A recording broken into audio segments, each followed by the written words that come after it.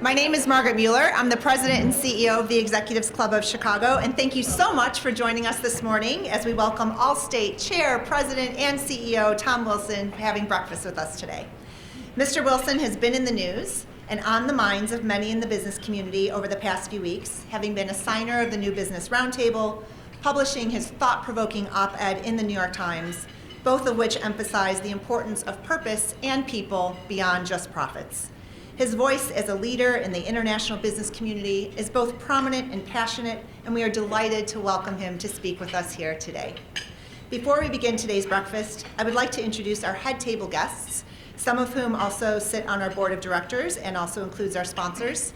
Please hold your applause until everyone has been introduced. So starting right here on my left, we have Jim Kolar, Central Market Managing Partner, PwC, Chris Wright, Chief Executive Officer, ZS Associates, Michael Flannery, Chief Executive Officer, Duchossois Capital Management, Maril MacDonald, Founder and CEO, Gagen MacDonald, and also our moderator for our discussion today, Rob Seski, Principal, KPMG, and then starting back over here, we have Terry Savage, nationally syndicated columnist and author, David Hanflin, President and Head of America's A.T. Kearney, Tonise Paul, President and CEO, Energy BBDO, and Chair of the Board, the Executives Club of Chicago, Tom Wilson, Chair, President, and CEO of Allstate, Linda Imonti, Office Managing Principal, KPMG, and Andrea Redmond, Member of the Board, Allstate. Thank you all for being here today. You can take your seats.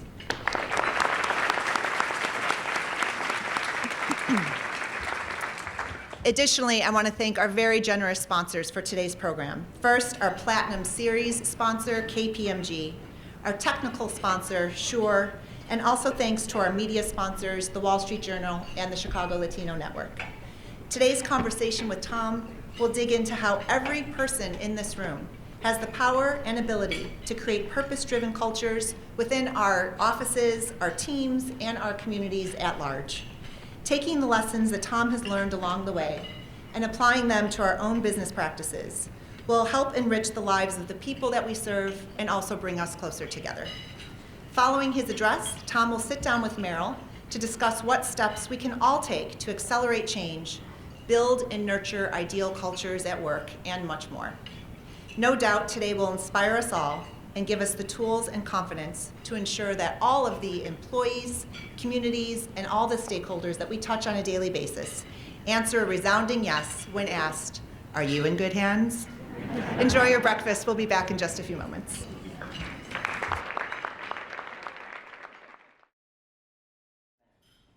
We are a proud platinum sponsor of the Changemakers programming at the club this year. And today I have the opportunity to welcome Tom Wilson to speak on building and leading purpose-driven culture. Tom has made Allstate a leader in corporate responsibility while helping others understand the value in social accountability and integrity as a guiding principle for success. This is a great way to start our new series. Tom Wilson is the Chair, President, and Chief Executive Officer of Allstate Corporation. He has served as the CEO since 2007 and as the Chairman since 2008. Tom received his Bachelor's of Science Business Administration from the University of Michigan. I expected to hear at least one hello. Followed by his MBA from Kellogg School of Management at Northwestern. We have to stand strong for our schools. Tom has proven to be a committed member of the Chicago community by serving the civic boards, including U.S. Chamber of Commerce, the Commercial Club of Chicago, Rush University Medical Center, Young Presidents Organization, We Day, Get In Chicago, U.S.-India Strategic Partnership Forum, and U.S.-China Business Council. In his role as CEO, Tom has been a maker of change, becoming the only insurer with distinguished brands to target each sector of the market individually. With a major focus on investment of people at Allstate, he has been a driving force behind innovation, improving productivity and efficiency, and optimizing the rate at which positive change is cultivated. With long-term goals in mind, he values his commitment to others and operates with full transparency. and integrity, both internally and with Allstate's customers. While KPMG values our long-standing business relationship with Tom, it's a privilege for me to work with Tom also as a co-chair on We Day. For those of you who don't know We Day yet, please go Google it as soon as we're done this morning. Where we empower young people and in supporting our communities. I'd also like to thank Maril MacDonald, founder and chief executive officer of Gagen MacDonald, for being here to lead our conversation with Tom this morning. Please join me in welcoming Tom Wilson, Allstate Chair, President, and Chief Executive Officer to the stage.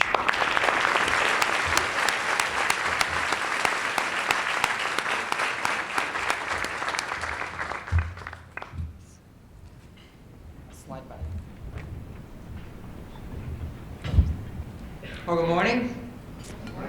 Thank you all for being generous with your time and coming here. Let me also thank Linda for the nice introduction. We're good We Day buddies, and Margaret for putting the Executives Club together and giving me the opportunity to speak to you today about something I'm quite passionate about, which is purpose. You know, the Executive Club is one of the parts of Chicago that makes Chicago such a special place. And it's just a bunch of extraordinary people in Chicago who care. And so we come together to share stories and we can share our perspectives, and that's what I'd like to do today, is share my story. Because we all share the belief that Chicago is really a special place.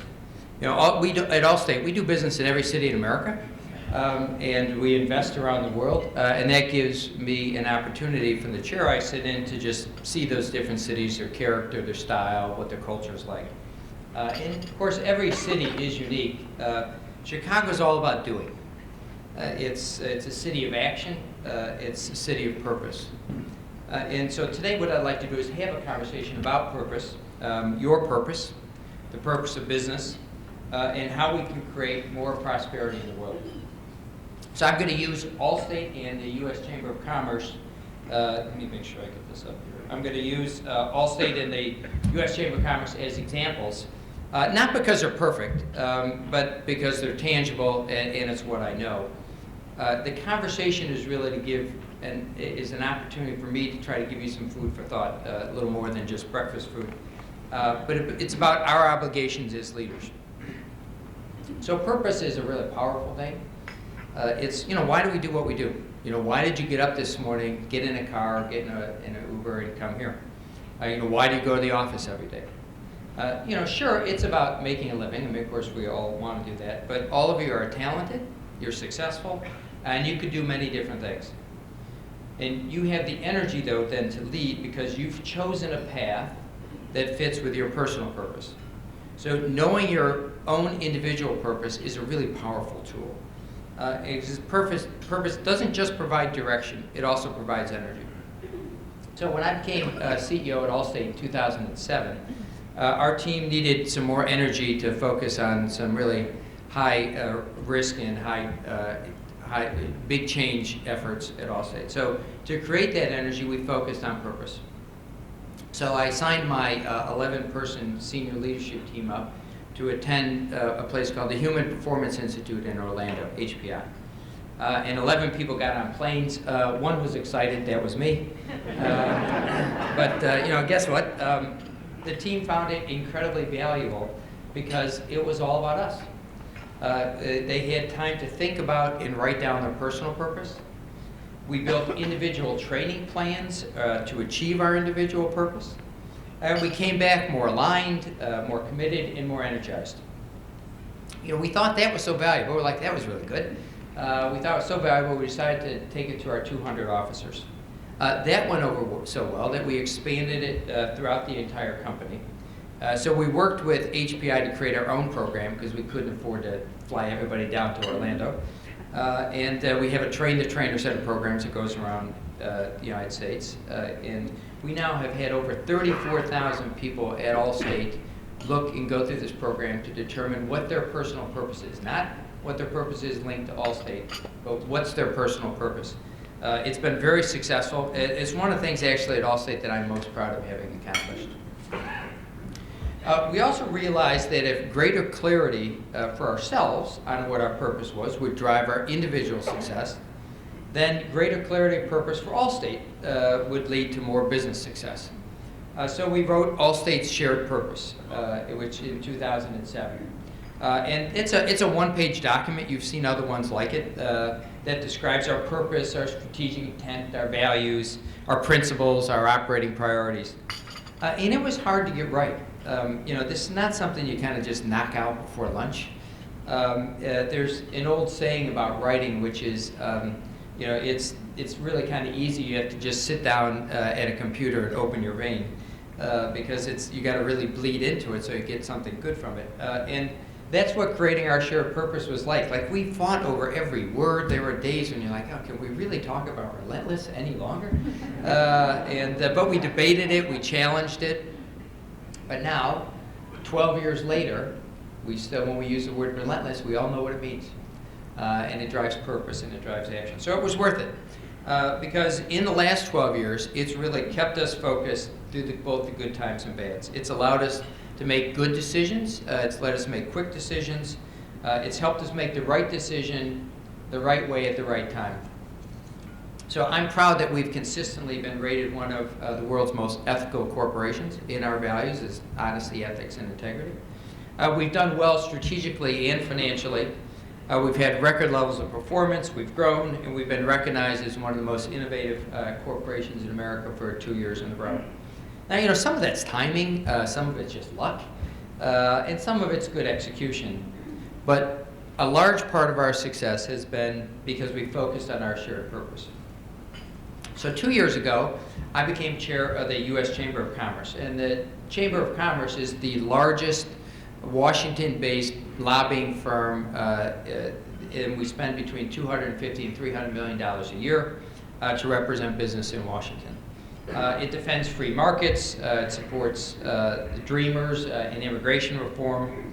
So as a result of the breakdown in the DC process, when I became chair, I sat down with Tom Donahue, the CEO, and we said, we should clarify the Chamber's purpose and change whatever was necessary to make ourselves more effective.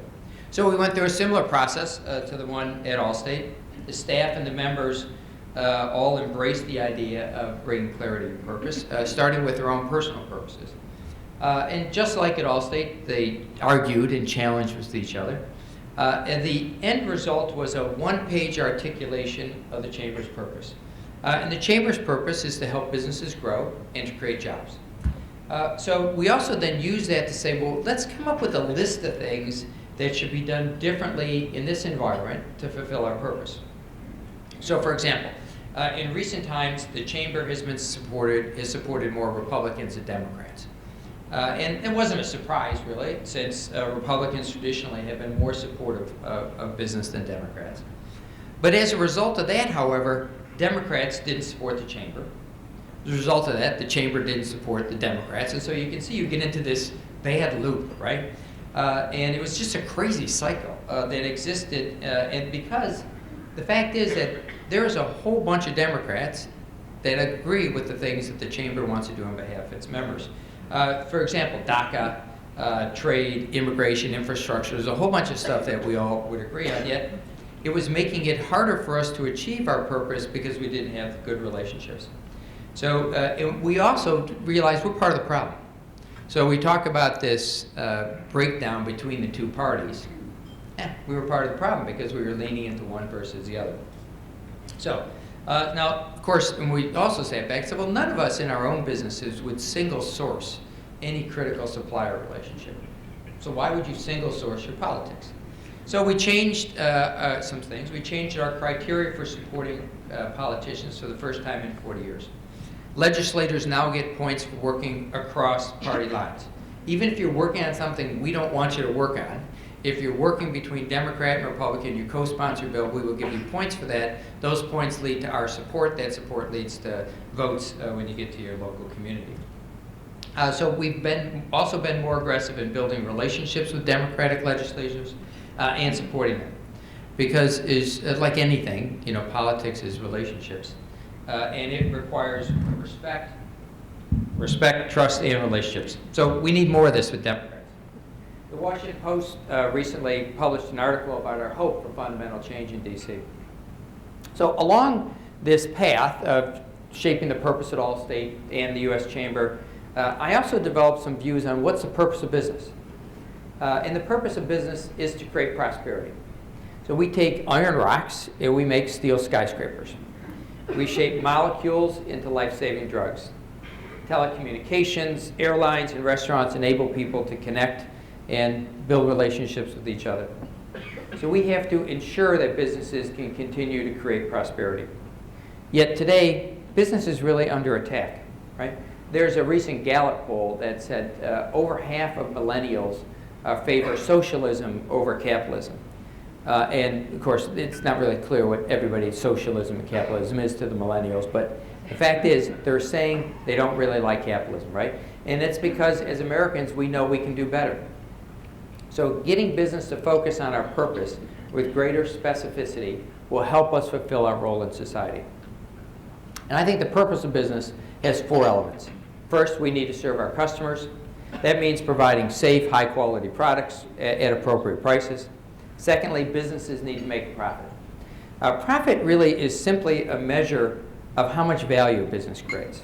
So in its simplest form, what a business does is it takes resources from society, whether that be labor or intellectual capital, raw materials, and we turn that into something for customers. The value that what we take, what we use, our costs, right? The value that we create is revenue. That's what customers pay us for. So if revenue exceeds cost, the business has returned more value to society than we've taken. That's what profit is.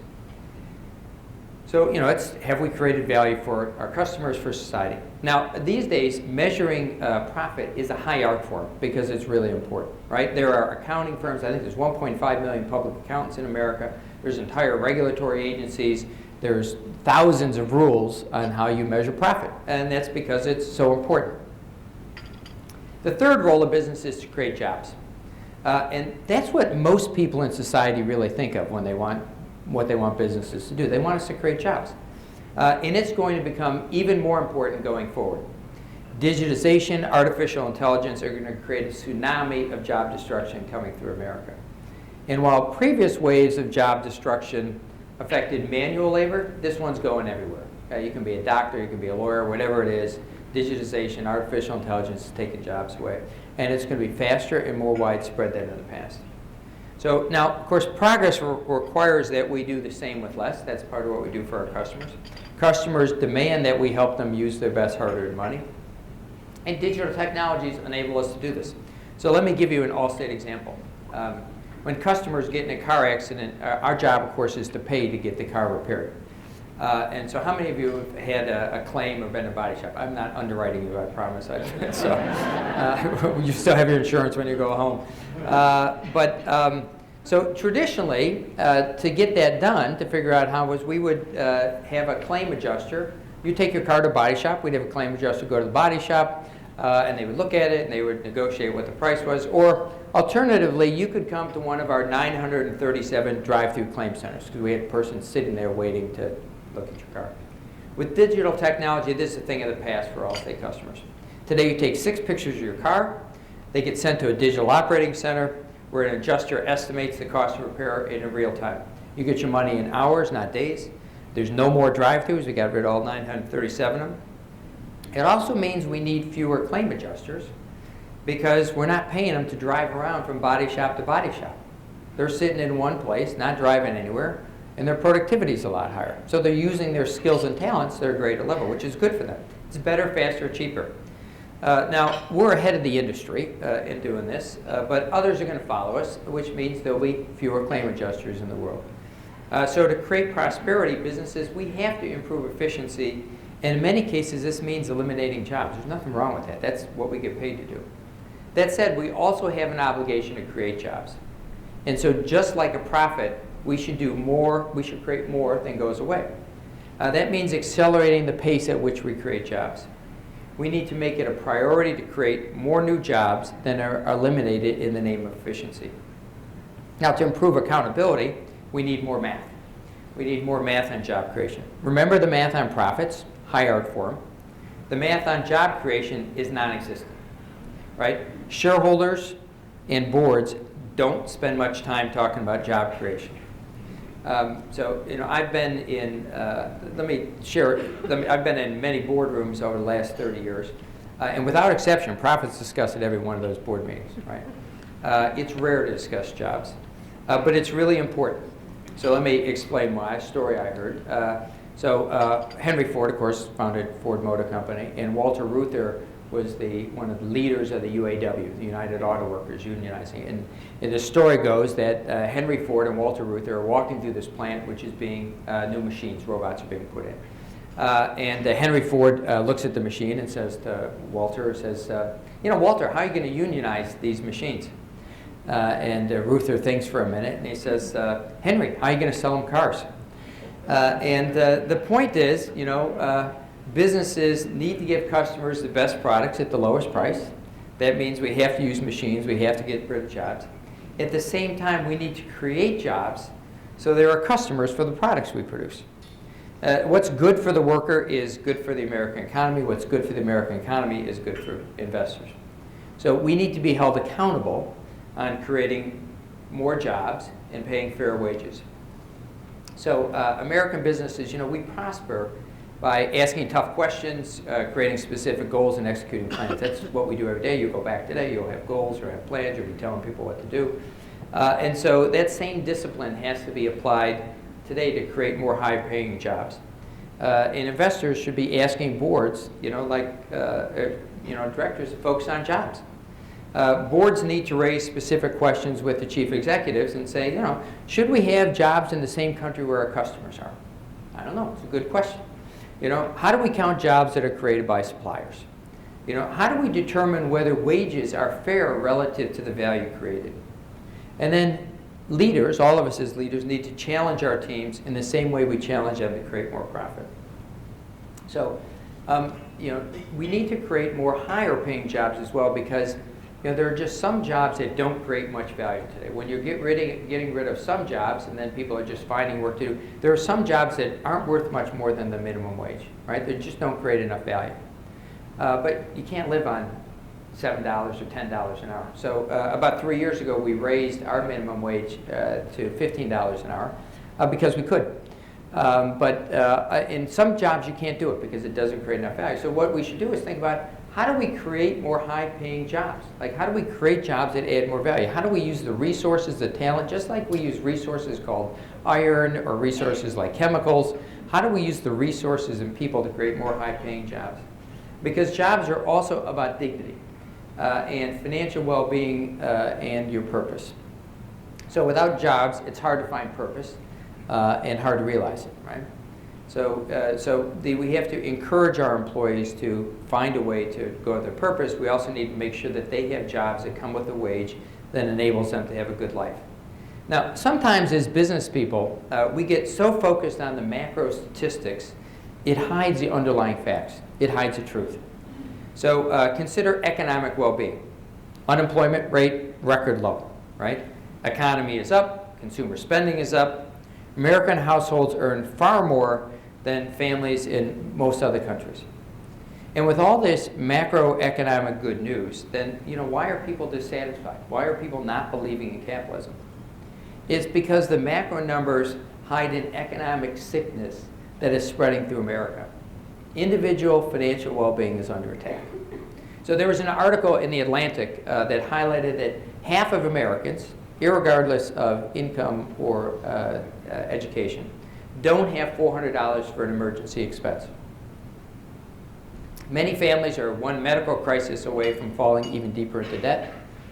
The average net worth of the lower 30% of America is $18,000. That's 4 months of pay at $62,000 a year.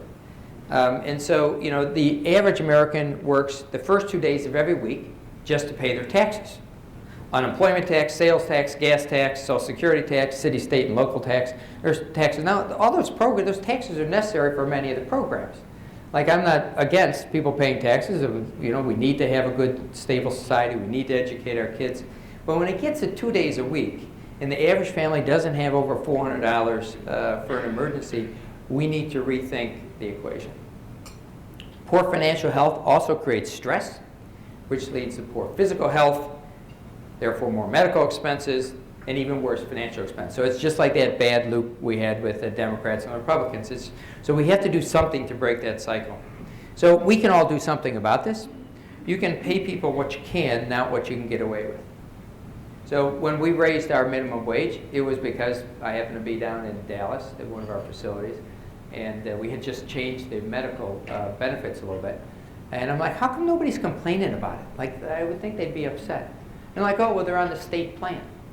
I said, what do you mean they're on the state plan? And they said, well, you know, they make like $12 an hour. $12 an hour, you can be on the state plan. You don't have to pay for medical insurance. I'm like, well, that's just crazy. Why are we paying for it? I didn't even know it. So, you know, the fact is we could have afforded to pay more than $12 an hour, and we now do.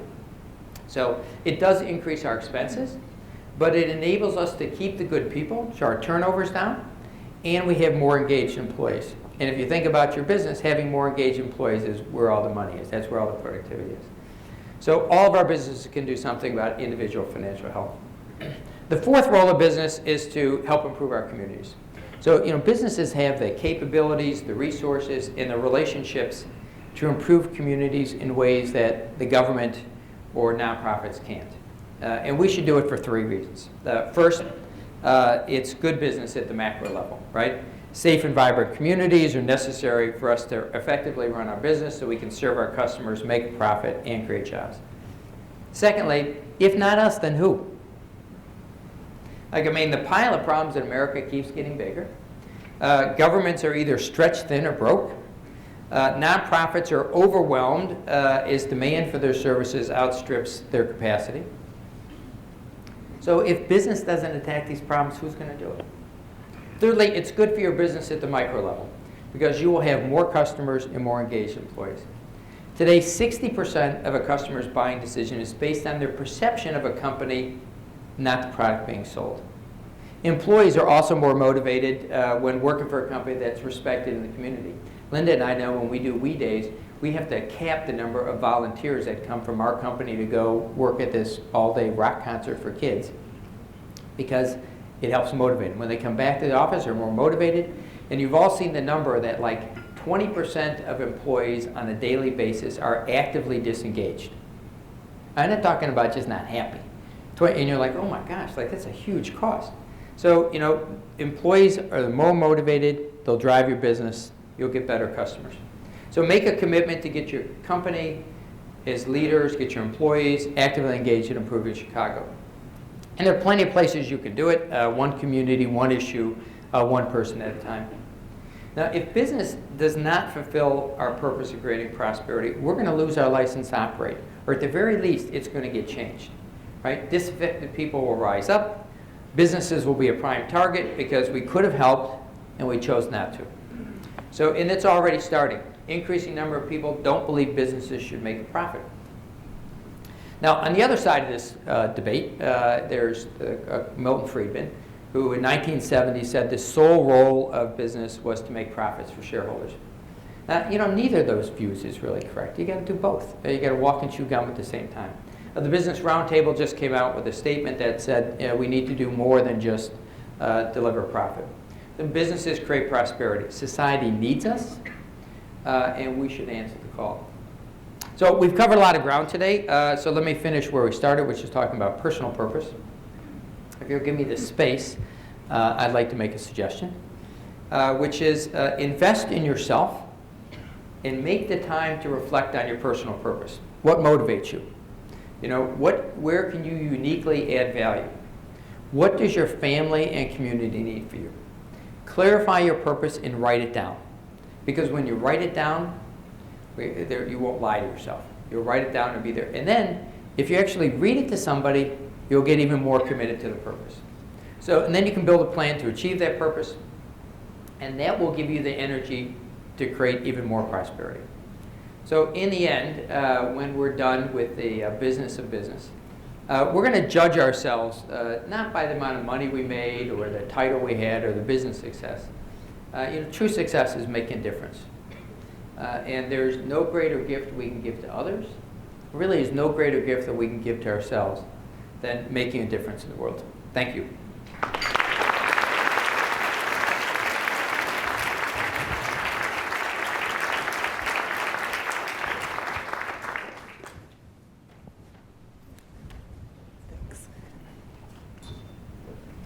Wow, Tom, that was absolutely fantastic. Thank you. We can certainly see your passion for this subject.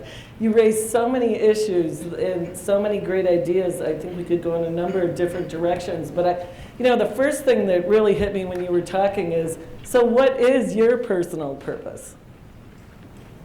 We don't want to make it all about me, but so I've been through this purpose work 3 times. It changes over time. Mine is to help other people achieve more meaning and success in their lives. So I've had enough success. I'm happy with it if I can help other people have more meaning and success. And so you can think about how that helps you with your kids, right? You talked about your kids. But it also goes into things like when I do performance reviews now, I'm like, okay, I start the review and say, look, my goal is to make you more successful. So I'm going to have this review with the spirit of making you more successful. I get paid to actually evaluate you, and I have to write something down on the paper, but so it helps you when you get your purpose and you really think about those words. For me anyway, it helps me live into what I'm trying to do. And so part of the reason I was anxious to speak here is maybe a few of you will go chase your personal purpose, and that helps me with my purpose. And as you think about your purpose, and you mentioned the purpose of a corporation, and you talked about really, you hit on all the stakeholders, customers, share owners, employees, the community, and sometimes it's difficult to balance all of them, right? And so one of the things that was recently in the news, of course, is some of the debates that you're having with your agents who are feeling that they are questioning some of the call centers that you're beginning to establish because they feel that it may lead to them needing to lay people off. But yet you have other shareholders and other people you're balancing as well. How do you think about that? Well, just to set some context, so we have about 11,000 agencies. They have about 40,000 people in them that only work for Allstate. That's all they do all day. And they do a bunch of service work in those agencies. And we're going to take some of the low value added service work out of those agencies so there won't be 40,000 people. Right. People will be laid off. There won't be those jobs because we can do it cheaper, better, faster. Initially, we're going to do it centrally. Then we're going to figure out how to just make it not be possible. It doesn't need to be done. And so they're right. I would say that the challenge is change. Like, change is really hard, and everybody's okay with change when it's for somebody else, but when it's about them, they get upset about it. But you got to do it. Like, we cannot continue to have too high a cost structure. We don't need to pay people to be human modems, is what I describe it. So, and if you remember old modems, these two low, had the 2 things you dialed up for the old people like this, and you stuck it in. That's how you connected to the computer. You didn't have like Wi-Fi and all this other stuff. Well, today we have people in those offices that are human modems. They pick up the phone, they stick it to their ear, they type the new address into the computer, and then we change it. We don't need to do that. We already know your new address. Half the time we know your model of car better than you do. Like, we know this stuff. So why are we doing it the old way? So we have to change. Yeah. Change makes people unhappy, but you got to lean into it, because if you don't change, you're going to end up going broke. There's a great line I like about change. It was in A Sun Also Rises. And this guy goes broke, and they say, "Mike, how'd you go broke?" And he says, "Gradually, then suddenly." And you're like, yeah, you can ask people, like, how did you get divorced? Gradually, then suddenly. How'd you lose your best friend from high school? Gradually, then suddenly. And so if you don't address it right away, when you see it, and people don't like it. So we're going to get our way through it. There's a little noise, and as a leader, you just have to be resilient. Well, one of the things we've talked about before is that as a leader, you also need to make really tough decisions. And sometimes it's very complicated and difficult, and that too often people don't make decisions at the right time. Can you talk about that? How do you make decisions? Well, first, I get lots of help. So I've over time, you know, for me anyway, when I first came up in business, you're a self-performer, right? Like you have a job, you got something you got to fill out, and you do it. And so you're used to doing stuff by yourself, and you get ahead because it's you. I've now figured out that you can have a lot more success by making your problem somebody else's problem. So I get help. And so the first thing I do, I got a hard problem, I get help. Secondly, you know, I've developed this theory. There's always a way out. Yeah. Like, you know, you just got to decide. Just do something. Make a decision. Of all the I've made plenty of mistakes. There's always some other way out of it. So I get help. I just decide. I don't get too wound up on, like, you know, making a mistake. You know, like, you just don't want to make. I had a good friend who said, just don't make the same mistake too many times. And I thought that was pretty good. You know, like, make, you know, individual mistakes. Don't make the same mistake. So I think you just get help and plow ahead. Yeah. And, you know, it's interesting you talk about mistakes because so many companies are dealing with wanting more innovation and allowing people to try and fail. How do you encourage that at Allstate? Because as you said, you were named one of the most innovative companies. Well, I think as a leader, you got to drive it. And you can get into some debates with people about innovation. There are some people who believe that innovation is you should create this great vision, give it to people, and then step back and let them figure it out. I'm not in that camp. I'm in the camp of you should have a vision, you should get people enrolled in it, and then I love to muck into the details. Because I think unless you get into the details, you can't really help people get to breakthrough barrier. So I never met Steve Jobs, but I heard on the air what he kept saying to people is he gave them this envelope, one of those little like brown envelopes, you know, you mail stuff around it. He's like, computer's got to fit in here. And he said, so, you know, he had this vision, light, but if he just left it that way, they would have come back with, you know, something that was, you know, 20% better than something else, as opposed to completely differently. So when we're doing innovation, we're trying to step back, have a vision, and then drive it. So for example, we think the personal transportation industry is going to change dramatically. One of the biggest economic opportunities in America is having people spend less money moving around. And here's some of the math. $4 trillion tied up in cars, $2 trillion in direct costs to run it, another trillion indirect, capacity utilization 3 to 4%, peak hours 33%, one person in the car, not when there's 4 seats. If it was your manufacturing plant, you'd shut that puppy down today and you'd save a bunch of money. You can't do it because it's geographically distributed, the ownership's spread out and all kinds of stuff, and the thing's working. Like, you know, we're going to work. You can't, like, have everybody not go to work for a year. And so what do you do about that? We had that vision, so we started saying, well, you know, that means there'll probably be less cars, so we need to figure out what to do. So we started connecting people. We have a connected car business, and we're now working on basically an Airbnb for cars because we sell insurance to people who own 22 million cars. So we got a relationship with them. But now I meet with that group every 3 weeks. And we're talking about, like, how do you get the keys to the car? And so, you know, I think you have to do it at a macro level, but I think leaders who abandon the responsibility for helping really create the specifics don't get as much good innovative results. Then you get something that's more down the middle. And I think decision-making is such a big part of a culture, right, in terms of how a company makes decisions. And as you were saying, that you can't just let people go, but sometimes I think people feel that if you ask them lots of questions, you don't trust them, or you know, sure. you have to have all the answers, or how do you handle that? Because I think so many leaders struggle with that. Well, you know, you can only do it your own way, right? But that definitely. So you know, we all think differently, and I think from the bottom up, and I'm capable of thinking from the top down. But I kind of know how it works, right? And so a lot of times I'm asking people questions, and Andrea actually said this to somebody who we were trying to hire.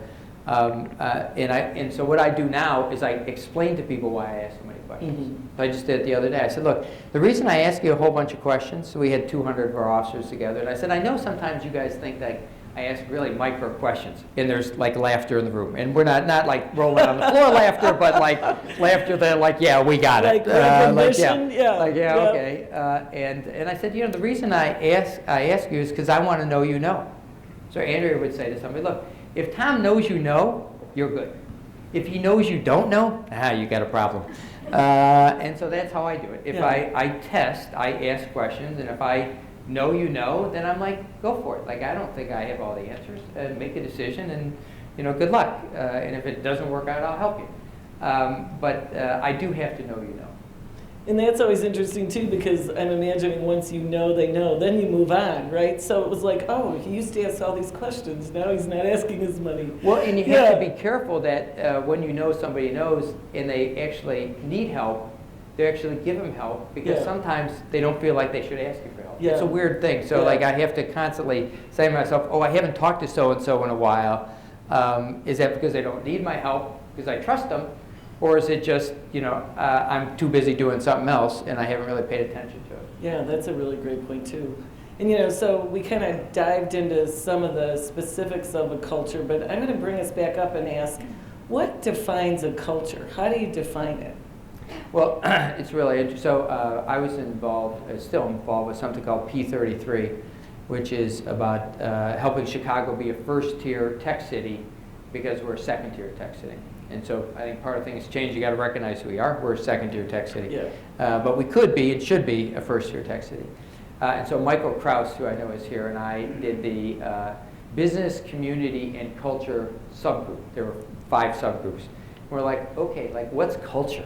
Like really, you look in the dictionary and it has no good definition. So we actually, and at Allstate, we've gotten more focused on culture, and we've kind of defined it. We said, I think I can get this right, it's a self-sustaining system so it's self-sustaining, and it's a system, right? Because every action, it's like physics, every action is a reaction, of shared values and principles.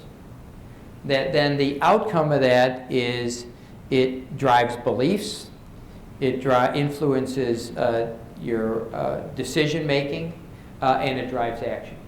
So if you think, and then you say, okay, well, first you got to define it, and what we're in the process of doing right now, say, okay, how do you measure that? Like, so what are our beliefs? How do we measure our beliefs? How do we, and I think you really have, and it's a self-sustaining system, which means, like, I don't like the definition that says culture is what happens when you're not in the room. I mean, I think that's in part true. It's when you leave, but like culture happens because you're in the room. And it sort of implies like that you're not responsible for it. So self-sustaining means you have to talk about it all the time. Yeah. I talk about our shared purpose in almost everything I do. There are days when like I want to shoot myself because I'm talking about our shared purpose again. But if I don't, it doesn't become part of what we do. And what do you see as the relationship between your shared purpose and your culture? Do you see them as the same thing, or because I know you have values as well as So I think first I won't say we've got it all figured out. Like I'd say we're on a journey on culture. We're now got a little more focused on it, and like I think we just have work to do there.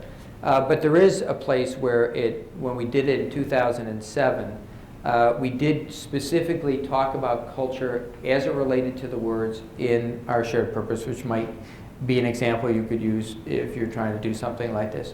And so we've always been good at engagement. So in our values, we have engagement. And we also, and we're like, like people like working for us. Like if you work for us for 3 or 4 years, you're going to be there like 20 years. So we have a highly engaged workforce. What we didn't have as a result of that was as much accountability. So we added accountability to our shared purpose because so now the conversation on performance management used to go, Tom, we love having you on the team. It's great. We're all aligned. You're collaborative. If only your sales were a little higher. And by the time you get to that part, I'm just feeling good, right? Like I'm not even paying attention to my sales got to be better. So we said we had given up some accountability to be engaged. We said we're going to give up some engagement to be accountable. And so that's why we put accountability specifically did that. Now the conversation is, Tom, your sales aren't good enough. You really need to get better at that. Because your sales aren't good enough, you could have gotten a $100 bonus. Now you're going to get a $60 bonus. And some of your compatriots got a $150 bonus. So if you could get your sales up, but we love having you on the team. You're great, you're collaborative, so it's about, there's subtlety in it, but I do think you have to be specific about what you want to change. And I know you're going through a transformation at Allstate and doing a lot of work to be much more customer focused, more digital. How's that impacting the culture? It's interesting because we're about to embark on certain parts of our business that are going to require us to lower our costs more. It means we're going to have to change our culture. The part about culture or any change really is, I heard somebody describe it once like a rubber band. Like, you know, you pull it out and then it pops back in. So I've done this,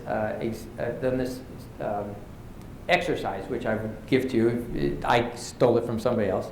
If you want to talk about change and resiliency and sticking change and making your culture change last, you just have to do a little exercise with people. You get everybody to stand up and you pair off. And you look at the person in front of you and then you say, okay, look at the person well, put your backs to each other, change something about yourself, and then turn back and guess. And so it's kind of fun and people get into it. And then you do that 3 times. And then you ask everybody to sit down. And then you say to people, okay, how many of you changed something back on time 3 that you changed in time 1? And a bunch, I take my glasses off, I put my glasses back on, so a bunch. And you say, okay, how many of you changed the thing back before you sat down? So after we finished, so you rolled your sleeves up, you roll your sleeves down. The point is, change is hard. It's hard to make it sustainable. It's like a rubber band, and so you really got to hit it hard, and you have to hit it fast. I think this idea that culture change should take 5 years is wrong. I think you just go in, you bash it, you do whatever, you take whatever pain you have to do, and you get it done. Because otherwise, if you do it little by little, you never go anyplace. Yeah, I know a lot of times people ask me, how long does it take to change a culture? And I always say, well, it depends. If we're waiting for everyone else to change forever, That's a great point. if we all change tomorrow, Yeah. right? Yeah. It's just us, right? Yeah, right. But then, of course, there's the personal change that any given individual can go through, and then there's all the systemic change to surround it, right? The systems, the processes, the communication system. How do you think about all that as you're thinking about your culture? Well, I would say we do something. We think of it as give to get. So we give and we'll get change. So we give people the opportunity to do their shared purpose. I mean, that's not. I mean, I'm proud of the fact we've had 34,000 people figure out their own purpose. But there's a business motivation to it, which is if we give them the opportunity to figure out what they really want to do in their life, they'll figure out how to pay us back. So it's about thinking about the employee relationship as a customer. So I'm selling you a job, and you are paying me for that job with your commitment, your engagement. So what we've done is we started to say, look, we'll help you figure out your own purpose. And we've had people leave. I've had 3 officers quit. And I'm like, well, better you quit than be unhappy at like 55 and, the grump in the room. And so if you give to get, so we get them focused on their purpose. So what we're trying to become is a purpose-driven company that is powered by purpose-driven people. We're getting there on the purpose-driven company part. Like people get our purpose, they know we're trying to help the community, they know we're trying to serve our customers, like that part we get. We're still not yet to the place where I think we only attract purpose-driven people. Like if you're not purpose-driven, and you're just transactional for your mind, I'm kind of like, well, don't come work for us. Like, go work someplace else. Nothing wrong with that. Just, that's not our gig. Have you actually changed how you recruit people based on that goal? Not enough. Yeah. Yeah. So the whole recruiting thing is like I wish I should be doing a better job on it. We should be doing a better job on it. We don't use data and analytics enough, and we don't use this purpose stuff enough. I've talked to other companies that do it better than we do, and it's an aspiration for me because I think you got to work on that inflow, right? Like if you're not taking in we hire 5,000 people a year. If we hire 4,000 of the wrong people, we're never going to get it. No, and then you're trying to change them Yeah. instead of just guide them. Or they right? bring Yeah. something to you don't really want. Right, And they're right. taking you in a different direction. Yeah. So is your thinking now about getting more and more focused on the customer, which you've always been, right? It's been a strong culture. You've had a lot of customer centricity, and I've heard you talk about wanting even more. What kind of cultural attributes do you see that bringing? We're not yet to the place where the customer comes before the company. So I think really customer-focused organizations, it's like, yeah, okay, this is a bad idea for us, but it's a good idea for them.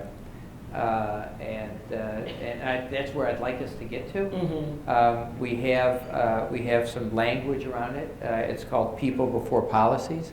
And all you do is sell, when we sell 130 million contracts a year, we have 130 million contracts we sell to people, like saying people Wow. before policies. It's like, wait a minute, Yeah. the whole thing we sell is a policy. So we're struggling a little bit with that. Yeah. And we have excuses around it. I think they're mostly excuses on, well, the regulators won't let us do it and all that kind of stuff. It's like all things. If you want to get it done, you get it done. So we need to find a way to have the customer always say, we're not bad. Our customer satisfaction, our net promoter scores are good. They've been going up. Like, I'm feeling good about the way we're doing it. That said, we're not USAA. USAA stands apart in our industry. Some of that is because they have this affiliation, and that's what we take comfort in, but really they just do a good job. Yeah, I'm going to go back when we were talking about decisions and we were talking about the importance of not fully giving up control. And I'm just thinking about the whole idea of people before policies and your people within Allstate probably have a lot of assumptions of everything they need to be considering when they're making a decision. And I would imagine at times you need to get in and keep encouraging them to where you want to go, which is it may be better for the customer and not as good for us, and that's okay. How do you get in those conversations?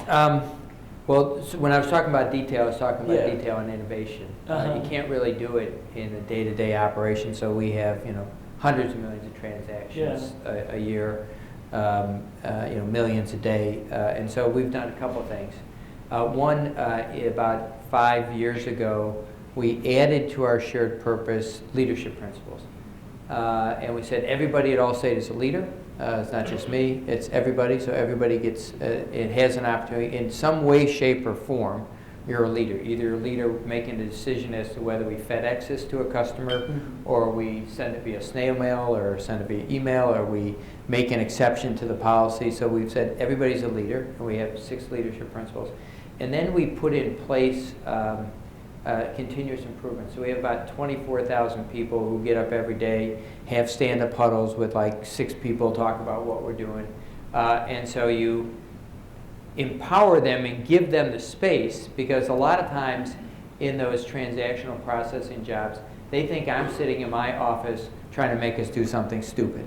And I'm not. I might ask us to do something stupid, but I'm really not trying.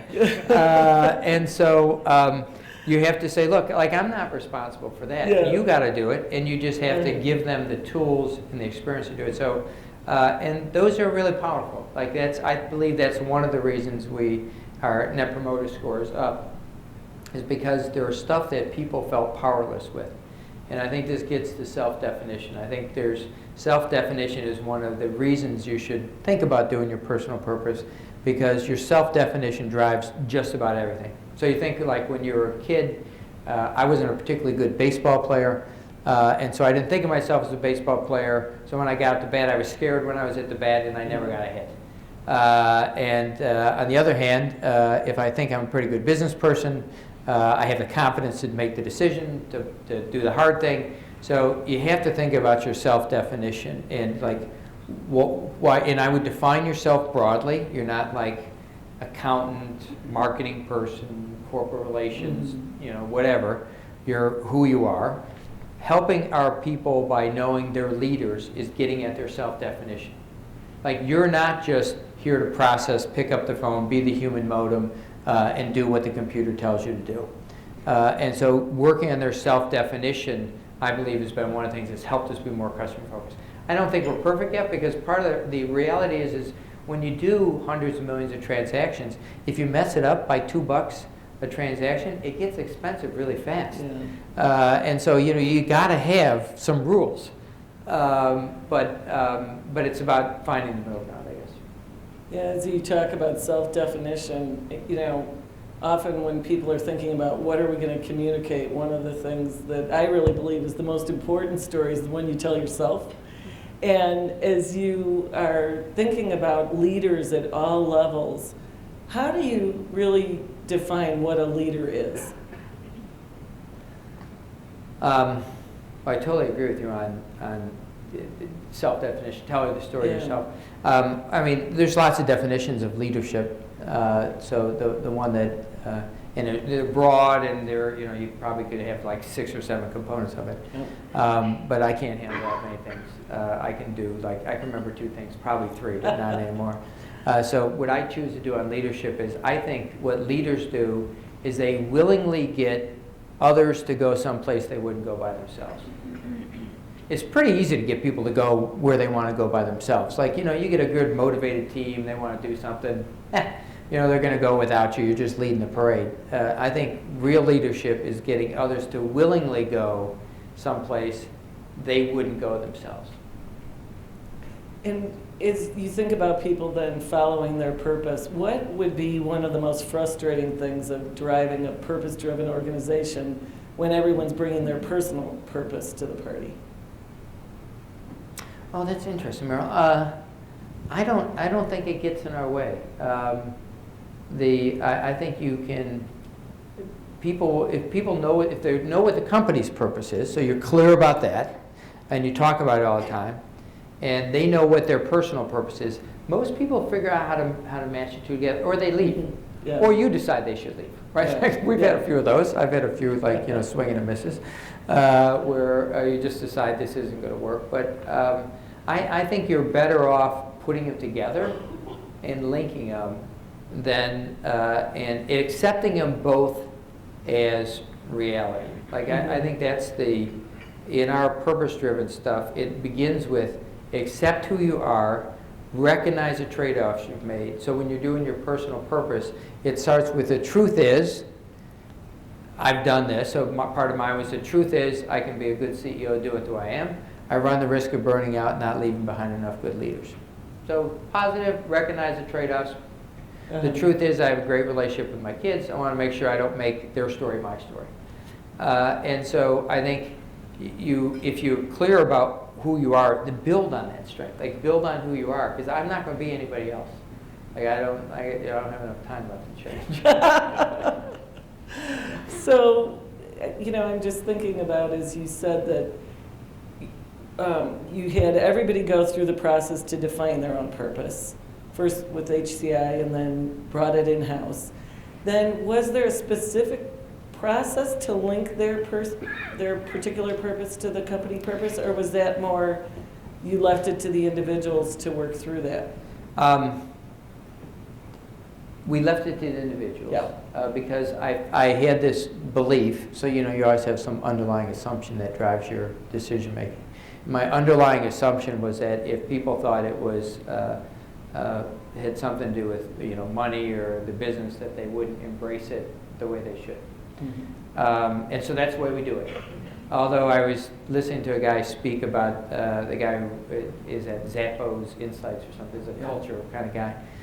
He was out speaking to us this week, and I'm wondering whether I missed something in that. Oh, really? Like, should I go back? And part of this, anybody remember Phil Crosby, this quality thing that used to be, and it was like right. all about The quality. Institute. And you had to like make it linked exactly to your job. Yeah. And I always felt like this, I don't know, it seems like, so I'm doing this for you, the company, as opposed to doing it for me. So I don't know. I the way we do it today, it's worked fine. Let them figure out if they want, And you know what? If their purpose, it's part of the job we are selling to them. You come to us, we'll give you good work, we'll pay you fairly, and we'll help you achieve your personal purpose. So we try not to make it we try to make it a benefit, not a thing. But I'm not sure it's right. Yeah, and your company purpose is pretty broad and evocative, right? Because it's helping people. I can't remember exactly how it goes, but Protect it's people from life's uncertainties. Yeah, I said it. Yeah, I'll let you say it. And help them realize their hopes and dreams. Yeah. Which is, you can Well, drive that's a Mack truck pretty through, right? big, Like, right. what does that mean? Like, Right. I could sell ice cream and do that, not insurance. Then what you have to do is, I call it strategic middleware. So you start there, and we've been doing this for 12 years. I didn't start out with this concept. We backed into it because we kept running into doors. Yeah. So you start out with that big thing, and you can do anything under that. Protect people from life's uncertainties. What does that mean, right? Like, I could be a police officer and do that. And what we did is we said, okay, well then, what's our customer segmentation? What's this? What's what's our customer value proposition? What are our operating priorities? And so we've over time created what we call strategic middleware. So like in your computer, you have middleware between the keyboard and the processor, makes whatever's in your head work. We call it strategic middleware. So we built out a system of strategic middleware. I wish I would have thought of it actually, because it would have made things much faster. But basically it was like being in a dark room, bumping into a wall and saying, I got to get through a door. And we found a piece of middleware that led us through the door. But Yeah. I think if you're going to do purpose, and I think that's true of yourself too. So in your own personal purpose, our program, you build a 90-day training program. Write your purpose down, share it with other people, be clear with yourself. What am I going to do Monday, Tuesday, Wednesday, Thursday, Friday, Saturday, Sunday? Do that for 3 months. And then the idea is if you do it for 90 days, it'll be a habit, and it'll be part of your life. If you don't do it, probably weren't going to do it anyway, so just forget it, accept yourself, and move on. It's really about, to make it, you got to do purpose. You can't just plan purpose. I like that because you're connecting the personal purpose, the company purpose, and then the company's strategy and requirements all together, which is great. So we have time for just one last question. So I'm going to ask you, we talked about some of the things a leader shouldn't let go of. What do you think leaders need to let go of? That's a good question. I guess I would say what leaders need to let go, I don't know, I mean, leaders, it's such a broad, I would say one thing I would be on my list is let go what other people think you should be doing. Be who you want to be. Build your own definition of leadership. Decide that, let go of what other people's impressions are. I mean, I sort of jokingly say on any given day, 20% of Allstate thinks I'm the stupidest guy out there. And maybe they're right, maybe they're wrong, but if I worry about that, it'll cause me to have less confidence, it causes me to second guess myself. And I'm not saying be stupid or don't be aware or don't listen to people or something like that. I'm just pay attention. I call it listen for the silence. So in my role, people usually don't come up to me and tell me I'm stupid or I do something wrong. So what you have to do is listen for the silence. If you say something and nobody says anything, probably not a good thing. So you got to listen, but it doesn't mean when you listen you have to accept it. You have to be who you want to be. So I would let go of trying to be somebody else. So we have 2 minutes, so I'm going to ask one more question, which is the trick. When, the last one was the trick. When you're listening for the silence, what's the story you're telling yourself? Let silence do the work. Mm-hmm. And now, if I have a problem with this, right? I'm a vacuum filler. So if I'm in a meeting and nothing happens, nobody's saying anything, I'm like, oh, let's go. I say something, right? So sometimes I sit there and I look at my watch. I know if you're in Allstate or you have time believing this, and I'll say, okay, I'm going to say nothing for a certain amount of minutes. So I have a problem with it. But what I have found is silence is a very effective tool. So if you're doing a town hall meeting and you're talking to people, just stand there. And it's pretty amazing how uncomfortable silence makes people. Eventually, somebody will cave and ask a question. So I'm kind of like, another vacuum filler. And I'm like, just let it go. If you're in a meeting, sometimes if you're just silent and let it sit there. And so what I try to do one of the tools I try to use to control myself is to let silence do the work. That's a great thing to end on. Let silence do the work. Tom, thank you so much. It was great.